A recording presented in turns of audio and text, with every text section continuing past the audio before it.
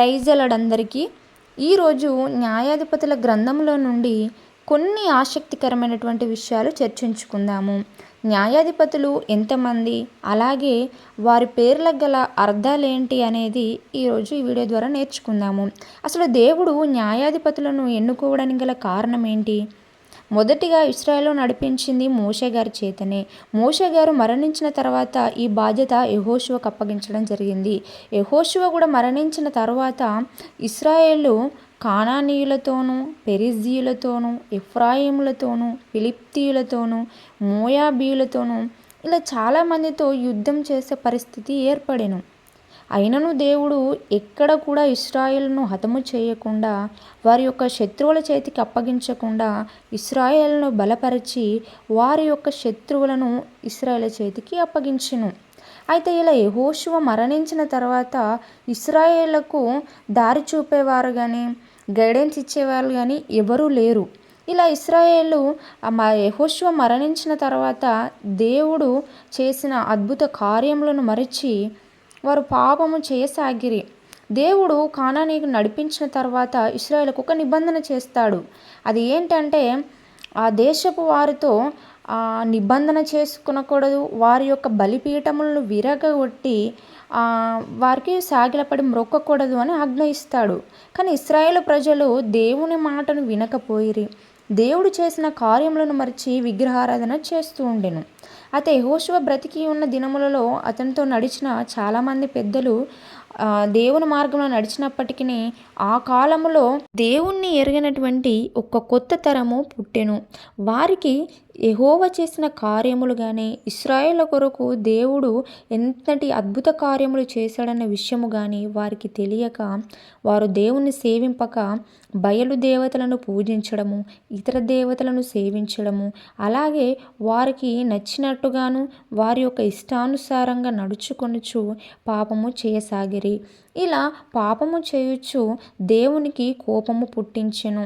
వారి యొక్క పాపములను బట్టి యెహోవా కోపము ఇశ్రాయేళ్ల మీద రగులుకొని ఇశ్రాయేలు యొక్క శత్రువులైన దోచుకొనపోబడు అనే శత్రువుల చేతికి ఇశ్రాయేలును అప్పగించెను. ఇలా వారి యొక్క శత్రువులు ఇశ్రాయేలును అనేక రకములుగా దోచుకొనుచు వారిని శ్రమ పెట్టిరి.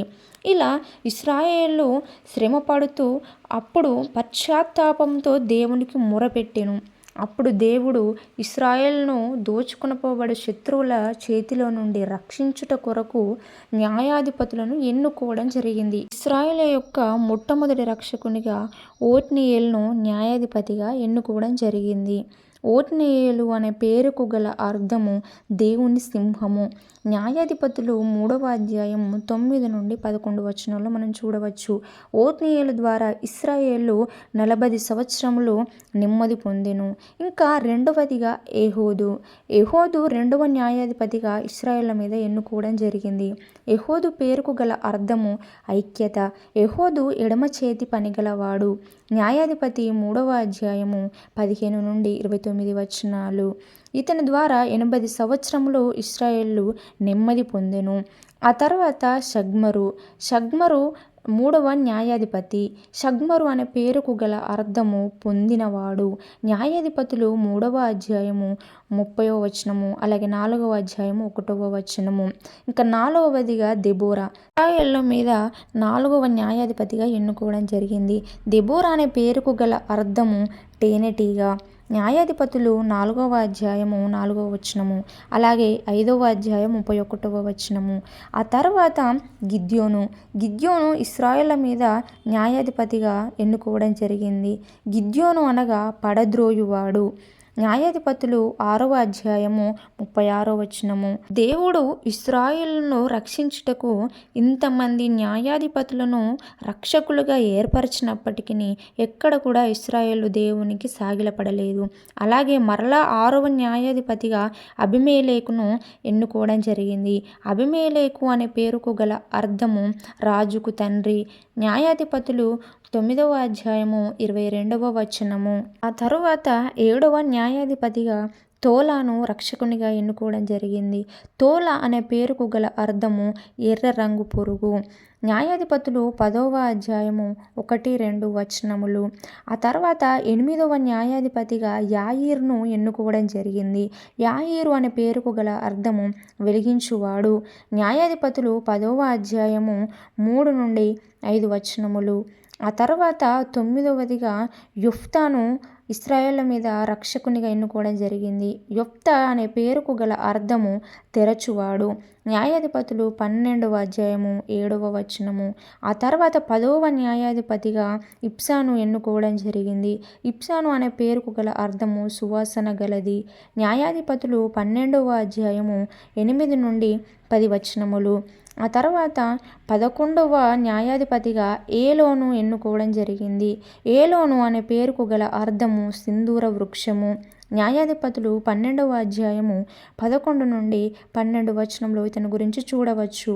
ఆ తర్వాత 12వ న్యాయాధిపతిగా అబ్దోనును ఎన్నుకోవడం జరిగింది. అబ్దోను అనే పేరుకు గల అర్థము దాస్యము. న్యాయాధిపతులు 12వ అధ్యాయము 13 నుండి 15 వచనాలుగా ఇతని గురించి మనం బైబిల్ గ్రంథంలో చూడవచ్చు. ఆ తర్వాత ఇంకా 13వ న్యాయాధిపతిగా సంసోన్ను ఎన్నుకోవడం జరిగింది. సంసోను అనే పేరుకు గల అర్థము సూర్యుణ్ణి పొందినవాడు. న్యాయాధిపతులు 13వ అధ్యాయము 24వ వచనంగా మనము ఇతని గురించి బైబిల్ గ్రంథంలో చూడవచ్చు. ఇంకా 14వ న్యాయాధిపతిగా ఏలీని ఇశ్రాయేళ్ల మీద రక్షకునిగా ఎన్నుకోవడం జరిగింది. ఏలీ అనే పేరుకు గల అర్థము నా దేవుడు. 1వ సాముయేలు 4వ అధ్యాయము 18వ వచనంగా మనము బైబిల్ గ్రంథంలో చూడవచ్చు. ఆ తర్వాత 15వ న్యాయాధిపతిగా సమూయేలును ఎన్నుకోవడం జరిగింది. సమూయేలు అనే పేరుకు గల అర్థము దేవుని మ్రొక్కుకని అడగబడినవాడు. 1వ సాముయేలు 16వ అధ్యాయము 13వ వచనంలో మనము ఇతని గురించి చూడవచ్చు. ఇలా బైబిల్ గ్రంథములో న్యాయాధిపతులను 15 మందిని దేవుడు ఇశ్రాయేళ్ల రక్షణ కొరకు దేవుడు ఏర్పరచడం జరిగింది. అయినప్పటికీ ఇశ్రాయేలు ప్రతిసారి దారి తప్పిపోవచ్చు దేవునికి వ్యతిరేకంగానే బ్రతికసాగారు. మనము కూడా అలా ఉండకుండా దేవునికి లోబడి దేవుడు చేస్తున్న ఉపకారములను మర్చిపోకుండా ఎల్లప్పుడూ దేవునికి లోబడి ఉందాము. ఈ వీడియో కనుక మీకు నచ్చినట్టయితే తప్పకుండా సబ్స్క్రైబ్ చేయడం మాత్రం మర్చిపోవద్దు. God bless you.